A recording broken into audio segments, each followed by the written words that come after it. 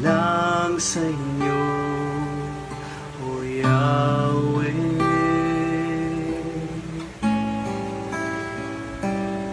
Buong buhay ko, laan lang sa inyo, Jesus.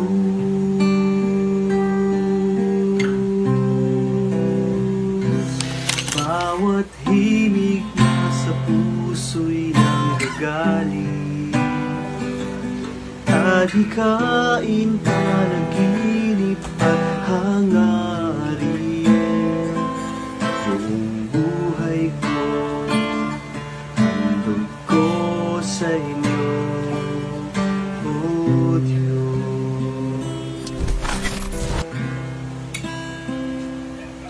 Buong buhay ko, alay lang sa inyo, O Yahweh.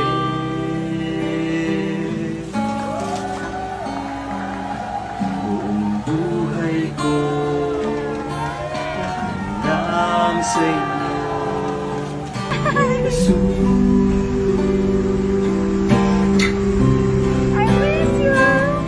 Bawat kilos at galaw at pagkain, sinurang kaluluwa ng isip at damdamin.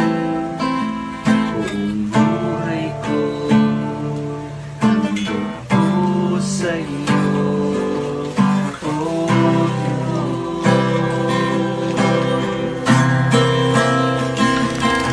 Ang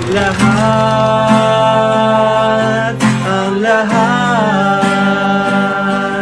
sa aking buhay ay tanggapin. Italaga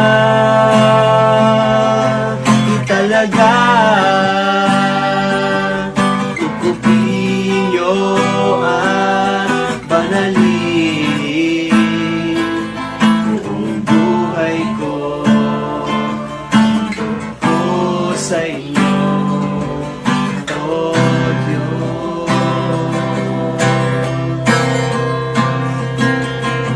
Ang lahat sa aking buhay ay tanggapin. Italaga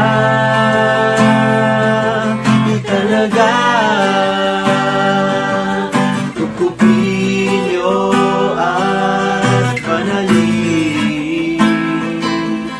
Buong buhay ko, handog ko sa inyo, O Diyos.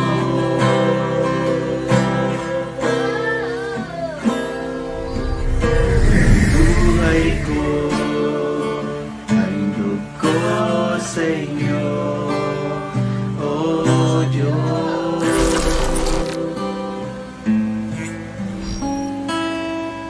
Buong buhay ko, handog ko sa inyo, O Diyos. We stay at work for you. You stay home for us. Maaring sa ganitong paraan, kasama ang panalangin sa Diyos, sama-sama nating mapagwagian ang labang ito, ang aming pagkilala sa inyong kabayanihan. Frontliners, na ang ibig sabihin ngayon ay mga bayani. Saludo po kami sa inyo.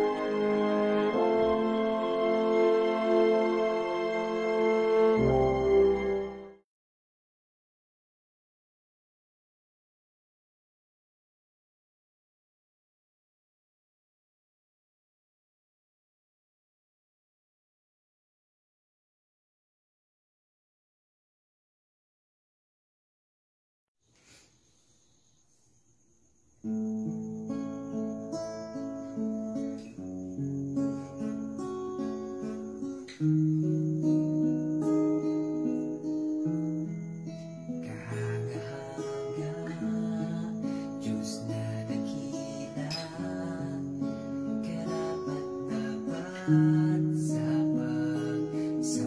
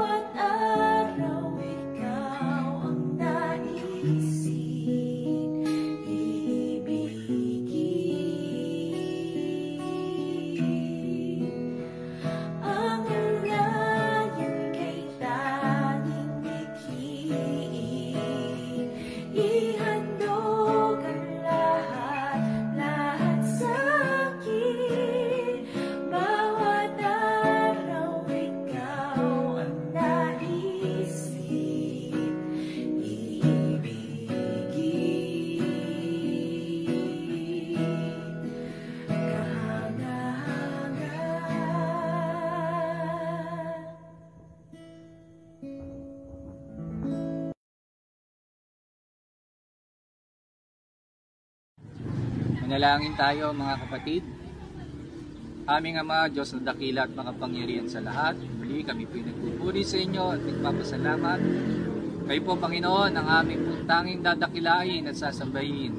Ang pangalan ninyo at ang ngalan na Anak ni Jesus. Aming Ama, maraming salamat po muli sa araw nito na pinagkaloob niyo sa amin.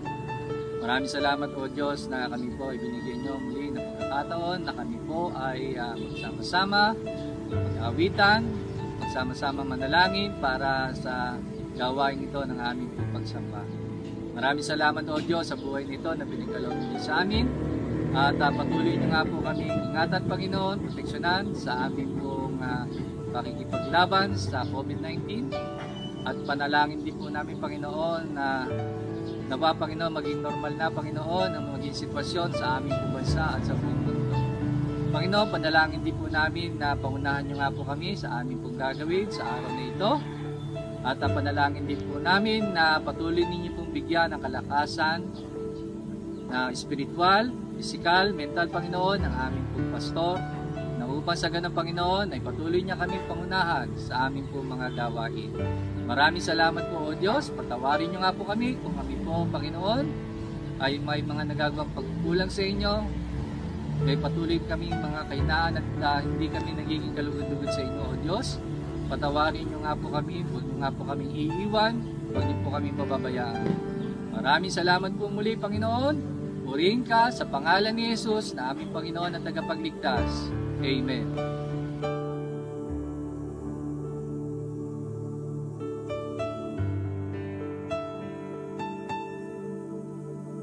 So many hours, so many days, so many worries. But together as a church, we come into your presence in this hour to declare your goodness in our lives. Sa aming mga awitin, makita mo nawa, Panginoon, ang laman ng aming mga puso na punong-puno ng pasasalamat, galak at pagpupuri.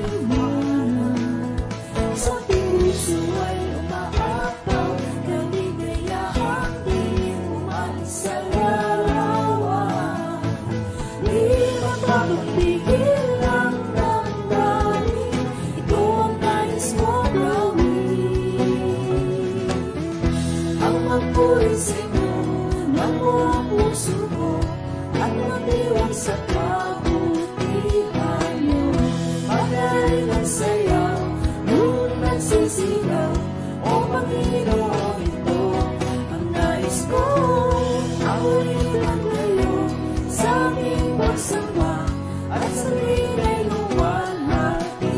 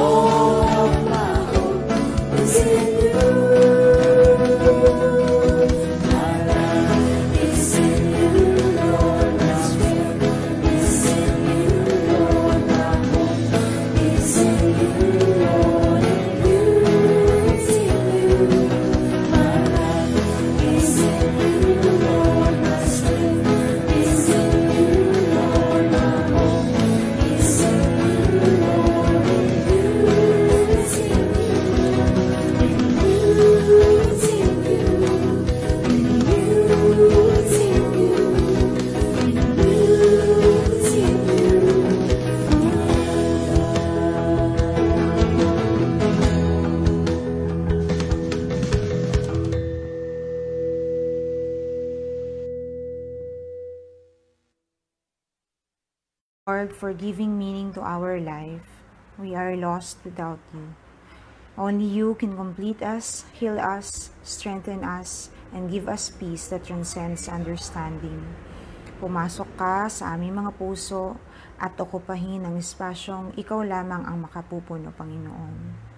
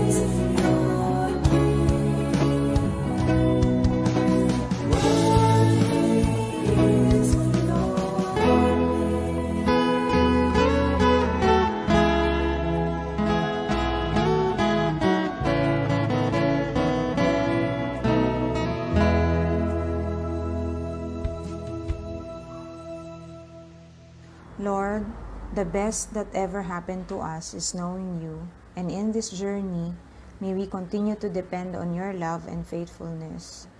Hinihiling namin ang iyong pagsama sa kabuuan ng worship service na ito. Amin pong itinatalaga ang aming pastor, mga manggagawa at ang kabuuan ng aming simbahan na patuloy na maglingkod sa inyong ngalan, aming Diyos at tagapagligtas, Hesukristo. Amen.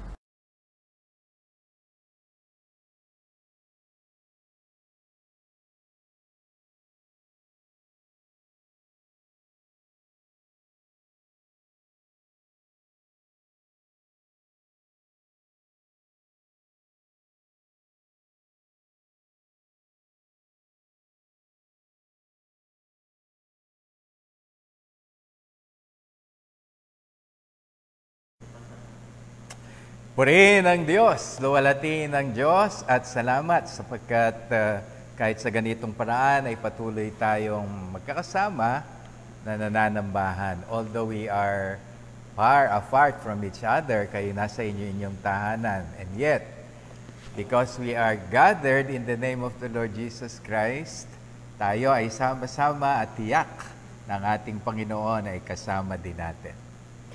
Sa ating pagbubulay-bulay ng mensahe ngayong umaga, pagsasaluhan natin ang isang mensaheng may pamagat, Marks of a True Religious Person. Marks of a True Religious Person or True Religiosity. Tayo po ay saglit na manalangin. Panginoon, kami po ay nagpupuri, nagpapasalamat at ikaw ay aming niluluwalhati. Kami po ay nagpapakumbaba sa iyong harapan. Ina-acknowledge na ikaw ang aming Diyos, ikaw ang aming Panginoon, at pagharian niyo po kami sa amin pong pananambahang ito. Sa pagsasalo-salo namin ang mensahe, aming Diyos, kami po ay iyong pagpalain, busugin mo kami ng mga katotohanan na sa amin ay magpapatibay ng pananalig, pananampalataya sa iyo. Gamitin niyo po ako, Panginoon, ang iyong lingkod sa pagbabahagi ng mensaheng bubusog sa kaisipan ng aking mga kapatid, magbibigay biyaya at pagpapala at magsisilbing gabay, patnubay sa mas mainam na uri ng pamumuhay. Gamitin niyo rin ang mensaheng ito, Diyos aming Ama, upang kami ay lalong malapit sa iyo. At kami, Panginoon, ay lalo pang maging mahuhusay na mga anak mo na naglilingkod sa iyo ng buong puso at buong husay. Pagharian niyo kami, Panginoon, sa aming pagsasalo-salo ng mensahe at patuloy kang maparangalan at maitaas. Ito po ang aming panalangin sa pangalan ni Jesus na aming Panginoon at tagapagligtas. Amen and Amen. Ang gusto ng ating Diyos ay maging totoong religious person tayo. Pero may mga tao na nag-aanyong relihiyoso, pero ang buhay na ipinamumuhay ay taliwas sa kanilang mga sinasabi, sa kanilang mga pinaniniwalaan, binibitray sila at nagiging consistent sila doon sa uri ng pamumuhay. Ang pagiging relihiyosong tao ay hindi nakikita o nakikilala sa pinaniniwalaan lang. Maganda na tayo may tamang pinaniniwalaan, meron tayong tamang theology, pero kung ang teolohiya natin na tama ay hindi naman nakikita sa ating buhay, na nagiging pagpapala sa ibang tao at nagiging kaaya-aya sa paningin mismo ng ating Diyos, walang silbi yung ating pagkaalam ng tamang katuruan o tamang teolohiya. Ano nga ba ang mga tanda ng isang tunay na relihiyosong tao? Sa James chapter 1 verse 22 to 27, do not merely listen to the word and so deceive yourselves. Do what it says. Anyone who listens to the word but does not do what it says is like someone who looks at his face in a mirror and after looking at himself, goes away and immediately forgets what he looks like. But whoever looks intently into the perfect law that gives freedom and continues in it, not forgetting what they have heard, but doing it, they will be blessed in what they do. Those who consider themselves religious and yet do not keep a tight rein on their tongues deceive themselves, and their religion is worthless. Religion that God our Father accepts are pure and faultless is this: to look after orphans and widows in their distress, and to keep oneself from being polluted by the world. Pagpalain ng Diyos ang mensahe na idudulot sa atin, papakinggan natin buhat sa mga talatang ating binasa. Kung mapapansin niyo mga kapatid sa Panginoon, binanggit po dito ni Santiago na kailangan talagang maging totoong religious people tayo. And by the way, tutukuyan dito, ang recipient ng letter na ito ay mga mananampalataya. So, sinasabi rito ni James ay wag lang kayong maging mapagsalita na sa inyong sinasalita, magaganda ang inyong sinasabi, makatotohanan ang inyong sinasabi, pero hindi naman ito nakikita sa inyong buhay at sa inyong mga gawa. At dito nagbigay siya ng mga very specific marks ng true religious person. At isa sa mga binanggit niya sa ating talata, sa ating text, a true religious person considers the Word of God as the final authority in all matters of faith and conduct. Mga kapatid sa Panginoon, marami po ang nangangaral at mahuhusay silang magturo and very convincing, may charisma. But then anuman ang kanilang tinuturo, gaano man sila kahusay magturo, gaano man sila kakarismatic, pero ang itinuturo nila ay hindi naman sang-ayon sa itinuturo ng Panginoong Hesukristo or ayon sa tinuturo ng Scripture, hindi yon ang dapat nating maging authority. And so kung tayo ay magko-quote ng mga turo o mga aral, maganda na meron tayong mga kakilalang mga authors, mga theologians, pero hindi sila ang dapat na pinagko-quote natin. At ang totoo, maraming mga mangangaral ang kino-quote na kung sino-sino, mga authors, mga teachers, hindi naman kilala ng audience. Ang maganda ang kino-quote natin, yung sinabi sa Scripture at yung sinabi mismo ng Panginoong Hesukristo. Yun ang final authority ng isang religious person. Mga kapatid, walang taong infallible. Walang taong hindi nagkakamali. Walang taong perfect. Walang religious person, mga kapatid, na hindi nagkakamali. Hindi totoo na merong religious leader sa anumang religious organization na kapag ka sinabi niya ay infallible yon, yung tao na yon. Kaya ex-cathedra ang tawag. Dapat tanggapin, hindi na dapat questionin. Walang tao, walang religious leader na hindi nagkakamali. Only the Lord Jesus Christ. Only God is perfect. At meron siyang iniwan sa atin, His written word. So a person who is truly religious is a person who listens to teachings of other people or other teachers. But as far as authority is concerned, ang final authority ng true religious person ay yung sinasabi ng Word of God. Second, sabi sa ating text, a true religious person puts into practice the Word of God. Yun ang sabi sa ating text. Ang sino man na totoong relihiyoso ay nakakaalam at authority niya ang salita ng Diyos at inilalagay niya sa pamumuhay, binibigyan niya ng aplikasyon ang mga turo, katotohanan ng salita ng Diyos. He puts into practice the teachings of the Word of God. Sabi sa ating text, sa verse 24 and 25, no? After looking at himself, para raw ang isang tao, pagka nagbasa o nakinig ng salita ng Diyos, ay parang tumingin siya sa salamin.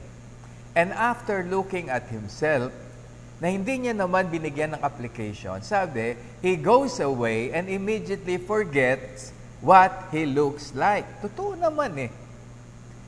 No? Nakakalimutan, no, kung ano yung binasa at napakinggan dahil hindi ipinut into practice. By the way, mga kapatid, meron tayong kasabihan, practice makes perfect. Kapag raw ginagawa ang natutunan o nalaman, nagiging gamay niya ito. Nagiging gamay niya. You know, I was talking to a person yesterday at ang sabi niya, Kuya Gami, bakit ako pagka yung magtuturo ako, tapos ang audience ko ay mga Inglesero at Inglesera, and there is a need for me to communicate in straight English, para akong nangangatal, para akong nabubulol. Ang sabi ko lang, kasi hindi natin napapractice. Very occasional tayo mag-preach ng straight English. Pero kung napapractice yon, ano siya normal na normal ang dating. Ganun din eh. Pagka tayo'y nakinig, nagsalita ng Diyos, nakaalam, at hindi natin siya pinapractice, nakakalimutan. Parang nga lang sabi, tumingin ka sa salamin, tapos umalis ka, wala ka namang ginawa doon sa itsura mo, wala, nakakalimutan yon. Pero yung isinasagawa, ang salita ng Diyos, sila. No, tignan nyo, verse 25. But whoever looks intently into the perfect law that gives freedom and continues in it, not forgetting what they heard, but doing it, ano ang sabi? They will be blessed in what they do. Ang true religiosity pala ay yung nakinig, bumasa, pinag-aralan ang salita ng Diyos, isinabuhay. Tapos, dahil sa paggawa noon, ang sabi, they will be blessed. Mga kapatid, sa panahong ito,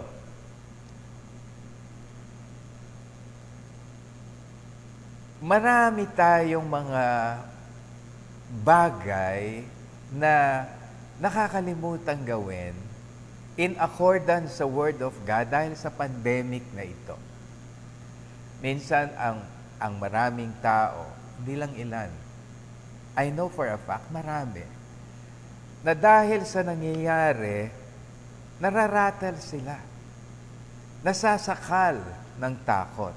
And so, walang nagagawa in relation doon sa sinasabi na natutunan, nalaman from the Word of God, binasa at napakinggan. Mga kapatid, lalo sa panahong ito, there is a need for us to apply the Word of God. Ito yung panahon na lalo pang kailangan natin i-claim, manghawakan tayo sa salita ng Diyos, sa pangako ng Diyos. At ano ang sabi? In doing so, we will be blessed. So, hindi pala tayo makakalayo. We cannot do away with knowing, understanding, and applying the Word of God kung gusto nating mabless tayo, maging sa panahong ito. And so, a true religious person is blessed and will be blessed regardless of the situation. Ang true religious person is a person who puts into practice the Word of God. Another indicator or another mark of a true religious person, according sa ating text, he gives to the needy. Tignan niyo yung verse 27, mga kapatid sa Panginoon. Religion that God our Father accepts are pure and faultless is this. Ito daw, mga kapatid, yung klase ng religion na tinatanggap ng ating Ama. And our God, our Father, considers this kind of religion as pure and faultless. Ngayon, walang sinabi kung ano yung religion. Ang sinabi rito, action. So, ito yung ginagawa, no, ng isang religious person. Ito yung indicator, ito yung marks. Ano yung sabi na ginagawa at dapat gawin nung panahon na yon? To look after orphans and widows in their distress, and to keep oneself from being polluted by the world. Dalawa ang minention dito ni Santiago, ni James. Sabi niya, kung kayo'y totoong mga religyoso, again, ang ina-address niya, mga Kristiyano, mga kapatid, hindi yung mga tagalabas, but people who are considering themselves as children of God. So, ang pinag-uusapan dito ay yung spirituality ng mga anak ng Diyos. Yung true religiosity. No? Ito ngayon ang sabi, kung ikaw ay talagang religyoso, meaning spiritual ka, nagmamature ka sa faith sa Panginoon, nag-grow ka in your Christian life, ito ang tanda, ang tatak. Nagbibigay ka sa mga nangangailangan. At sino yung mga minention dito noon na nangangailangan? Dalawa, orphans and widows. Sabi, tignan nyo sila in their distress. Tulungan nyo sila. Mag-minister kayo sa kanila. Sila yung needy na ang linaw-linaw na kailangang tulungan, kailangang bigyan ng ayuda. And so kung i-apply natin yan ngayon, mga kapatid, para tayo ay masabihan o para sa ating buhay maluwalhati ang Diyos at tayo mismo masabi natin, ako ay nagmamature without any air of arrogance. No, acknowledgement lang to kasi minsan dapat ina-acknowledge din natin ang ating sarili. Yung masabi natin, may kabuluhan ako. Meron akong nagagawang pakinabang. Ano ngayon dapat nating tutukan? Mga kapatid, sinasuggest ko, tignan niyo yung mga kapitbahay niyo. Tignan niyo yung mga frontliners. Tignan niyo yung mga pulis, yung mga militar, mga medical doctors, mga nurses na pwede niyong abutin at somehow ay meron tayong maibigay na ayuda o tulong. Marahil marami sa atin, mga kapatid, walang material na bagay as far as finances, money is concerned, mga kapatid. Marami sa atin ay kapos, pero merong isang bagay na magagawa tayo para sa mga nangangailangang mga tao ngayon. Yung mga kapulisan, mga militar, mga sundalo, yung mga drivers ng jeepney, ng bus, ng mga yung mga security guards na yan, yung mga naghahatid ng mga pagkain sa mga dapat bigyan ng ayuda, ang ating mga namumuno sa pamahalaan, merong isang common thing na magagawa tayo para sa kanila. Ano yon? Ang ipanalangin sila, na kailangan nila yon. Ang ating presidente, si President Rodrigo Duterte, ang ating Vice President, ang lahat ng ating mga namumuno, mga needy yung mga tao na yan. They are all in need of prayers. Mga kapatid, maganda na tayo pumupuna ng tama sa mga kaganapan na nangyayari ngayon. Pero nakakalungkot, ako po'y nakakabasa ng mga comments at kung ano-ano pa. na hindi maganda para sa mga namumuno ng ating bansa. Hindi masamang pumuna, pero tamang puna. Pero higit sa pagpuna, ang kailangan nila na tayo yung mga anak ng Diyos na dapat gawin lalo sa panahong ito ay ang ipanalangin sila. Na sila ay pagpalain ng Diyos. Isang klaseng pagpapala na magdadala sa kanila sa paggawa ng katwiran, sa paglayo ng paggawa ng anumang mga bagay na hindi dapat nila gawin. Dapat ipag-pray na i-bless sila. Isang klase ng blessing na magdadala sa kanila sa pagkakaisa. Isang uri ng pagpapala. Panalangin natin sila na sila ay makaiwas sa anumang temptasyon na may kinalaman sa corruption. Mga kapatid, huwag sana tayong mapasama o sumama dun sa mga tumutuligsa na hindi pagtulong kundi pagkondema. Wala tayo sa posisyon para gawin yon. Maraming mga, alam nyo, kung kayo'y driver, may sarili kayong sasakyan, makikita nyo yung mga gasoline boy, mga gasoline ladies, no? They are in need. Ano yung pwede nating ibigay sa kanila? Yung kaya lang naman.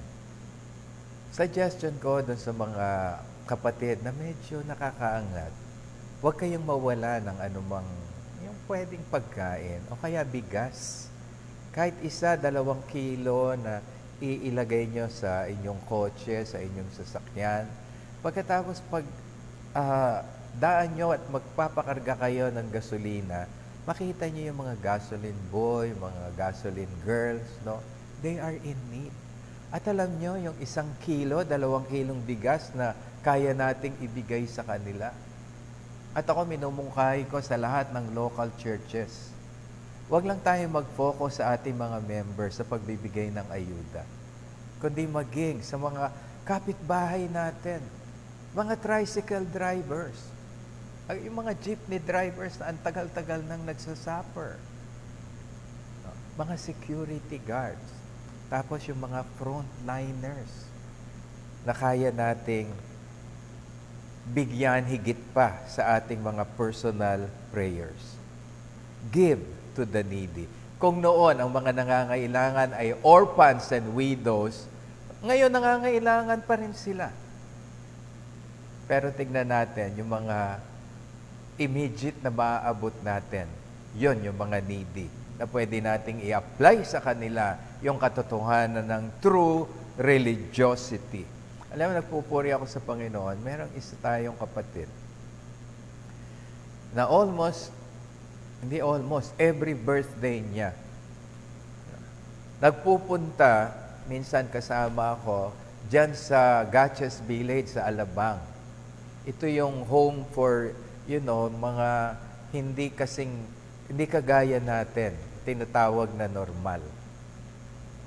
At doon nagpo-provide siya ng food, nagpupunta sa home for the aged. No. Tuwing birthday yon. Tapos ngayon, iniis ko, dala ng pandemic, dala ng business ay nag-dive. Sabi ko, mukhang may stop. Pero nung tumawag sa akin, last week, ang sabi niya, Pastor, pakipag-pray kasi tuloy, magbe-birthday ako, yung mga needy na ito. Alam niyo, sa totoo lang talagang touch na touch ako. I almost cried dahil doon. No? Purihin ng Diyos sa mga ganong gawain at kaya nating gawin yun. Hindi sa laki ng ating kayang ibigay, kundi dun sa intention at dun mismo sa ginagawa. Hindi lang intention. Give to the needy. Maging sensitive tayo. Hanggang ngayon sinasabi ko sa kondisyon ng ating congregation sa worship na hindi pa tayo ina-allow to worship together physically, face-to-face. Kung meron kayong mga offering, yung dinadala nyo Sunday sa church for offering, kung madadala nyo, praise God. Pero ang suggestion ko, better na kung sino yung maaabot ninyo, gamitin nyo yung offering na yon to help people that are in need. Mas maluluwalhati ang Diyos sa ganung gawain. At yon, sabi, is acceptable to our God. And then another sabi, keep oneself from being polluted by the world. Lumalayo doon sa anumang gawa ng kamunduhan. Kasi nakaka-pollute daw yun. At ano yun? Kasalanan. Tignan niyo yung verse 37 again, yung last portion. And to keep oneself from being polluted by the world. Mga kapatid sa Panginoon, tayong lahat ng mga anak ng Diyos at times nakaka-encounter ng mga temptations. And at times, we also encounter trials. At tayong lahat sa panahong ito are under trials. Ano ba ang kaibahan ng temptation at ng pagsubok o trials? Ang temptation galing sa dyablo. Temptation is orchestrated by the devil, of which the purpose, mga kapatid, is to ruin our lives and to steal from us the joy and peace that comes from God. Ang temptation galing sa dyablo. Ang layo din ng dyablo para tayo sirain, wasakin, alisan tayo ng kagalakan, alisan tayo ng kapayapaan na nanggagaling sa Diyos. Totoo lang, pagka nahulog tayo sa tukso, ang isa sa nawawala sa atin is joy and peace. Yung joy of salvation. Ang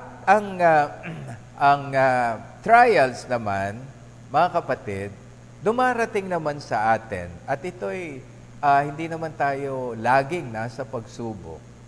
Pero ang pagsubok ay dumadating sa atin at yon ay orchestrated not by the devil but our God, of which the purpose is not to harm us, not to inflict pain to us, but to strengthen us and to help us develop our faith. Yun ang intensyon ng trials. Kaya nga sabi rin ni James, when you encounter various trials, rejoice.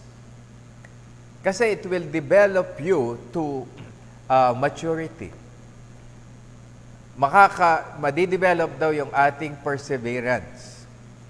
Madadala tayo sa higher level of faith.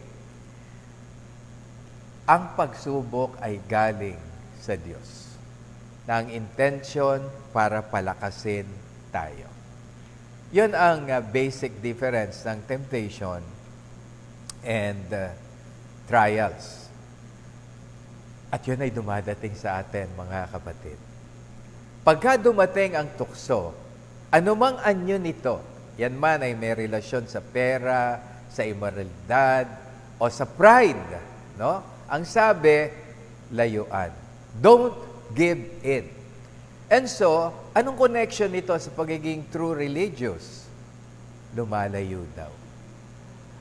Ang tanda ng isang relihiyosong tao ay lumalayo sa tukso, wine-welcome ang trials, at ginagamit yun as tool for leveling up as far as faith is concerned. Yun daw ang marks ng true religious person. Pagkatukso, layo. By the way, layo. Madalas ko sabihin, hindi tayo ang lalayuan ng tukso. From time to time, hahabulin tayo niyan sa iba't ibang anyo. So resist. Submit first to God, resist the devil, and we will be victorious. The enemy will flee from us. Pag inatake ulit tayo, the same procedure. Submit to God, resist the enemy. Now, pag trials naman ang gawin, i-welcome. Huwag tayo magmukmok, huwag tayo na parang end of the world na, nawawala na ng pag-asa, naninisi na kung sino-sino na pinagsisisi, i-welcome. and then mag-submit sa Panginoon.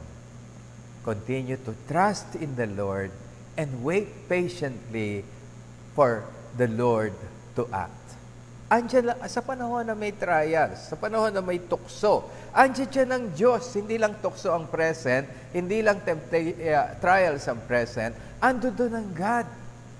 And as we submit ourselves to God, no, and wait patiently for His action, for His timing, mga kapatid, we will be victorious.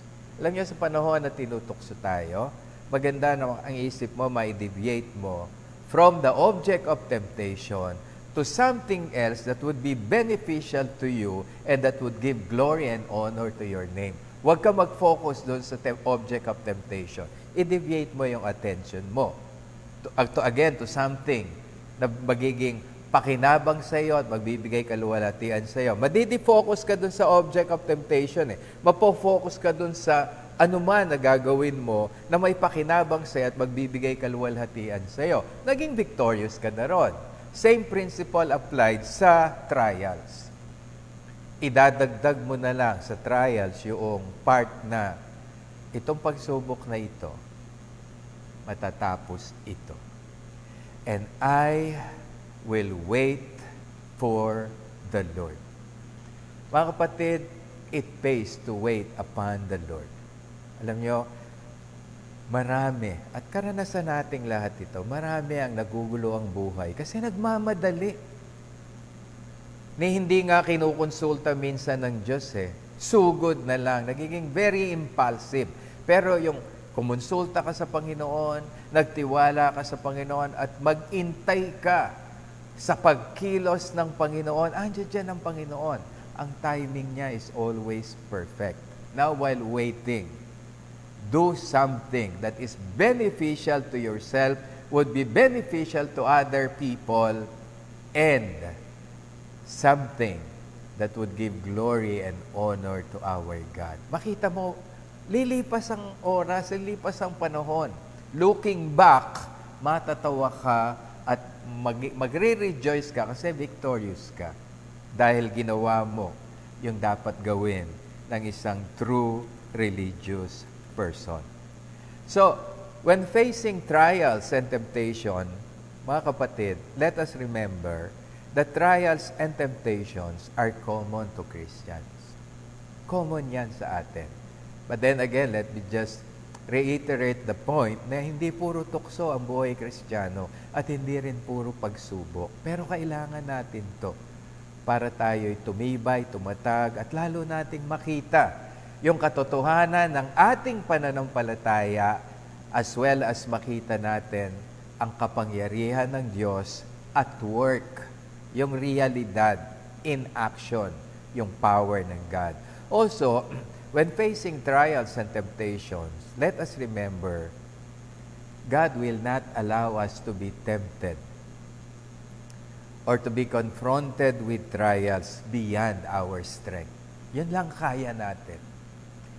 Meaning, i-screen na yan ng Diyos bago pa makarating sa atin. Also, let us remember, when there is temptation and trials, God is with us to help us overcome trials and temptation. And when there is trials and temptation, tandaan natin, there is always a way of escape. Laging merong daan para tayo'y maging mapagtagumpay. And a true religious person is a person who overcomes temptations and trials.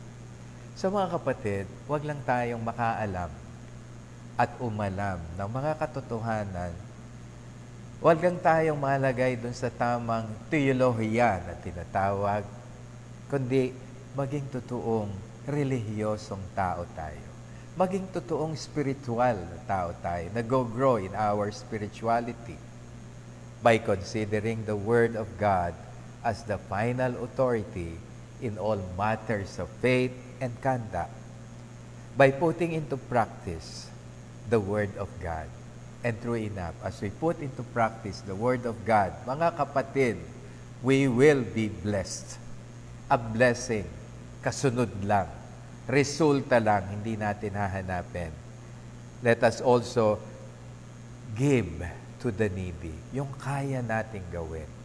And we can give prayer for them at yung mga practical na kaya nating iabot mismo o ipaabot. And let us, mga kapatid, keep ourselves from being polluted by the world. Let us all be a true religious people. Panginoon naming Diyos, pagpalain niyo po ang mensaheng ibinahagi ko sa mga kapatid na nakapakinig. Gamitin mo ang mensaheng ito upang lalo kang maluwalhati sa buhay ng bawat isa sa amin. And Father, I pray na i-empower niyo po kami para mabigyan po namin ng tamang aplikasyon, tamang reaksyon ang mensahe na aming pinagsalusaluhan sa aming pananambahan ngayon. Pagharian niyo po kami, aming Panginoon, at Lord, patawarin niyo po kami sa aming mga pagkukulang na nagawa in relation, Panginoon, sa itinuro mo sa amin ngayon, sa mga paalala, yung mga pagkukulang at mga kasalanan namin. Father, forgive us. At tulungan niyo po kami na magkaroon ng pagbabago sa aming buhay, sa aming spiritualidad, sa aming pamumuhay, maging true religious people kami for your greater glory, for your greater honor. Ito po ang aming panalangin. In Jesus' mighty name, Amen. Amen.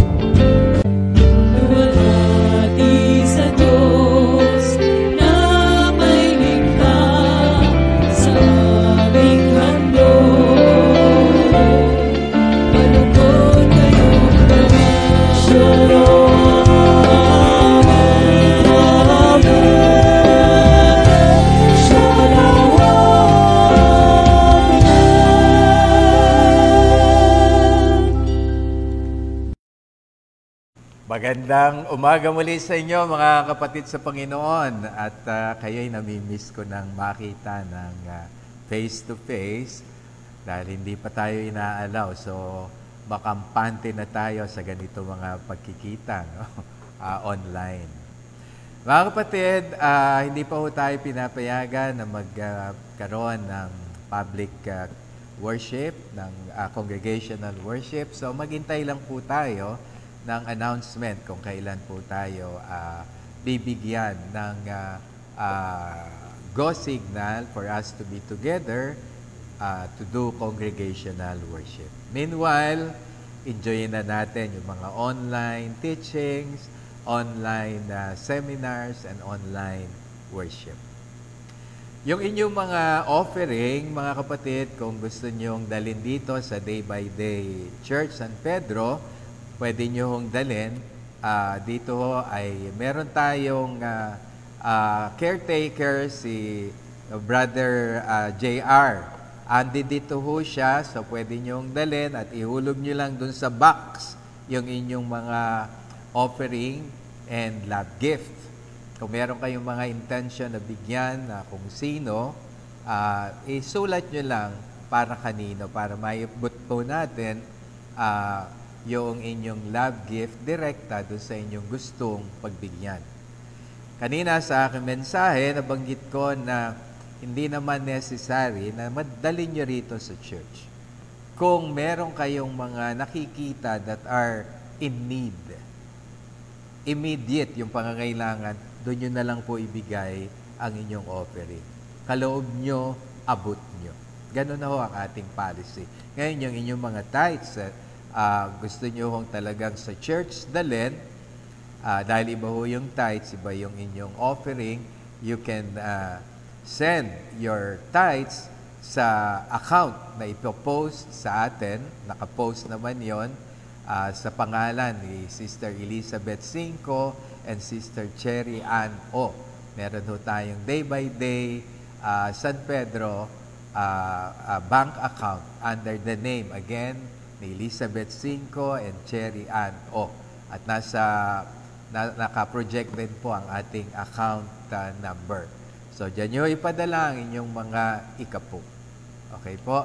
At tandaan po natin, lalo yung mga seniors, mga kapatid, hindi ho tayo basta-basta inaalaw na lumabas. Pero kung kailangan, ay napagbibigyan din naman po.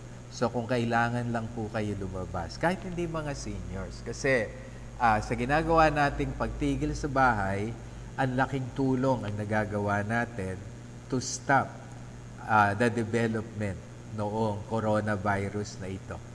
Dumadami po kasi ang mga nagkakahawahan, mga nahahawa at nanghahawa. At minsan di natin alam kasi nahawa na pala tayo. So para ma-avoid yun, ay huwag na ho tayong basta-basta lumabas. At kung lalabas naman, make sure na meron kayong proper face mask at ngayon, requirement na ho yung face shield. So pag lumabas po kayo, make sure na dala nyo ho yan. And i-apply po natin. Maging aware na po tayo yung social distancing. Kayo na ho yung dumistansya. At kung merong lumalapit-lapit, huwag din man ho masama na paalalahanan. Okay? Pero kayo na ho. Tayo na ang lumayo.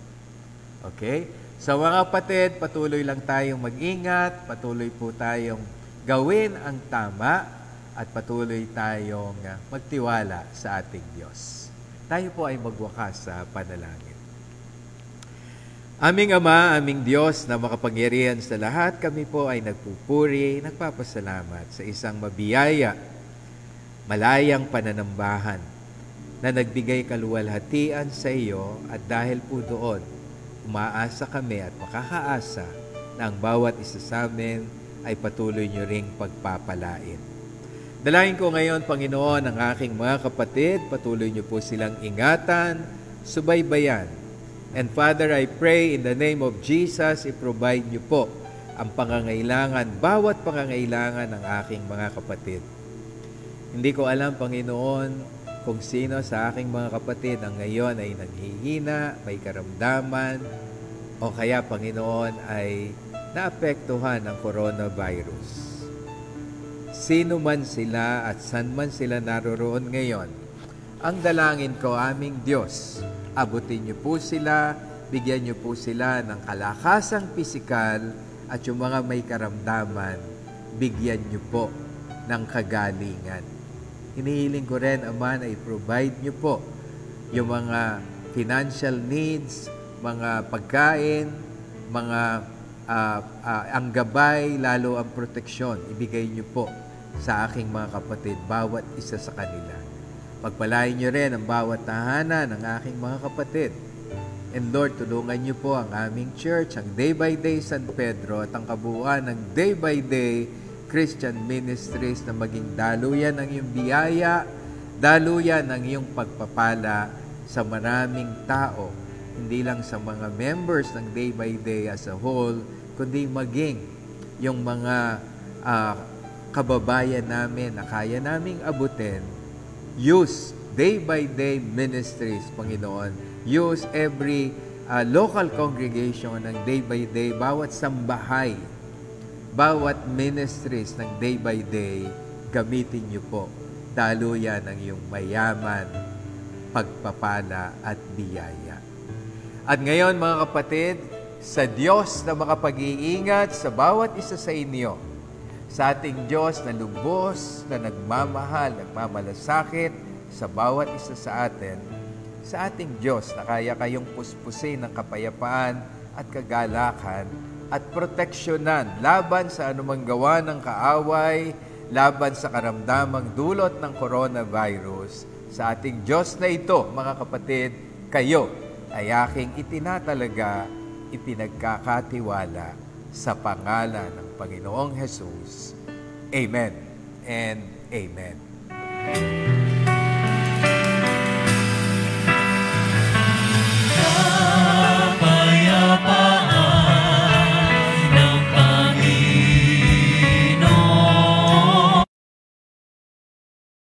Ng Day by Day Church San Pedro ay nakikiramay sa sambahayan ng kapatid na Arnold Nesus. Sa kanyang pagpanaw, tayo po, ang kabuuan ng Day by Day ay nakikiramay sa buong pamilya ni Arnold Nesus. Kami po ay nakikidalamhati sa inyo at gusto rin naming ipanalangin kayo. Specifically this time, ang Nesus family. Tayo po'y manalangin. Panginoon, dinadalangin namin sa iyo ang pamilya na naiwan, Panginoon, ni Arnold Nesus. Dalangin namin ang iyong pagkalinga sa kanila, ang pagbibigay ng comfort, ang pagbibigay, Panginoon, ng encouragement. Kalingain niyo ang buong sambahayan ni Brother Nesus at i-provide nyo rin ang lahat ng kanilang pangangailangan. We also remember to pray, Panginoon, sa family nung kapatid ni Brother Ed Alcabasa.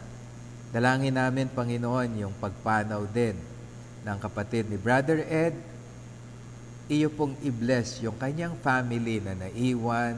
Kalingain niyo po, pagpalain, proteksyonan at i-provide rin ang lahat ng kanilang mga pangangailangan.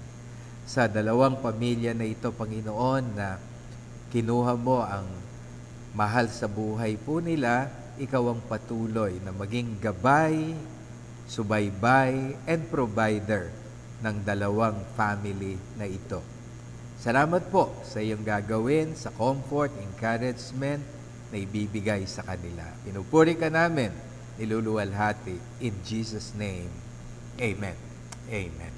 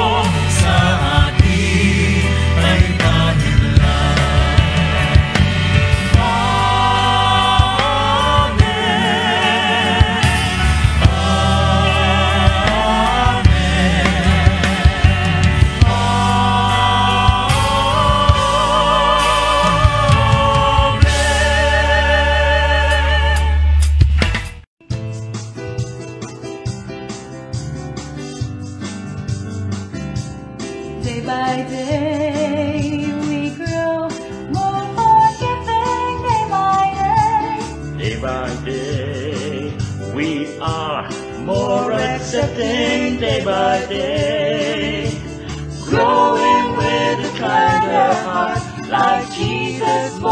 more. From glory to glory, day by day. Let's be more loving, Be more kind, as Jesus showed us the way of love. day by day. We grow more forgiving, day by day. Day by day, we are more accepting. Day by day, Growing with a kinder heart, like Jesus more and more. From glory to glory, day by day. Into Jesus' day by day. into Jesus' Into Jesus' into Jesus'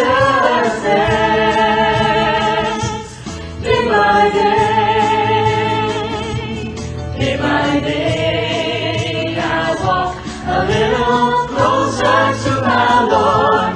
Day by day, day by day, day by day, I walk a little closer to my Lord. Day by day,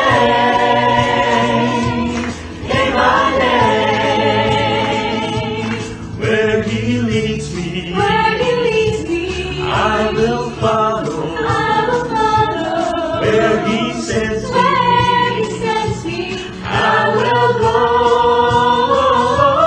Day by day, I walk a little closer to my Lord. Day by day, day by day, day by day,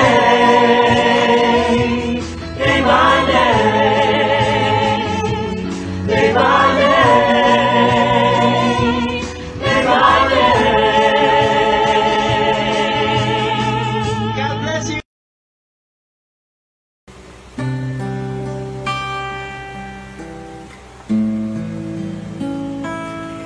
Buong buhay ko alay lang sa inyo, O Yahweh.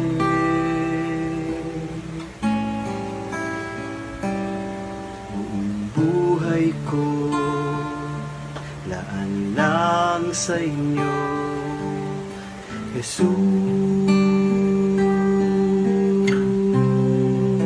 Jesus.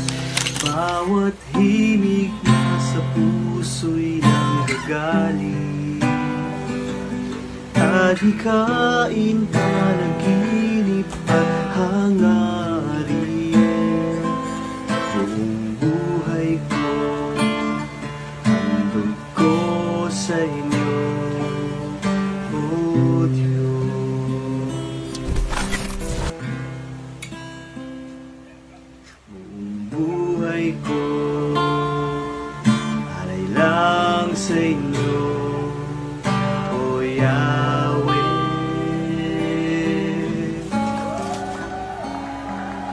Buong buhay ko laan lang sa inyo, Jesus. Bawat kilos at galaw at pagtangin, sinugang kaluluwa ng isip at damdamin. Buong buhay ko handog ko sa iyo, O Diyos.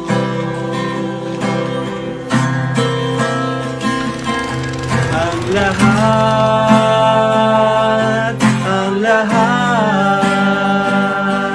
sa aking buhay ay tanggapin. Italaga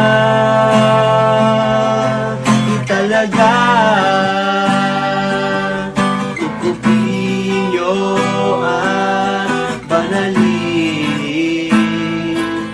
Buong buhay ko handog sa inyo, O Diyos.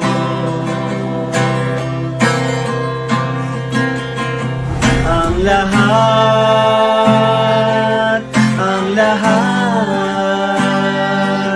sa aking buhay ay tanggapin. Di talaga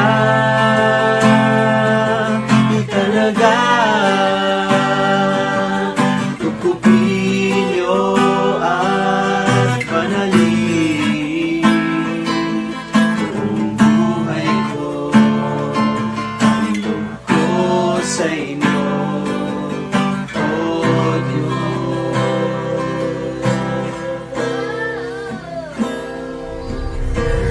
Buhay ko, handog ko sa inyo, O Diyos.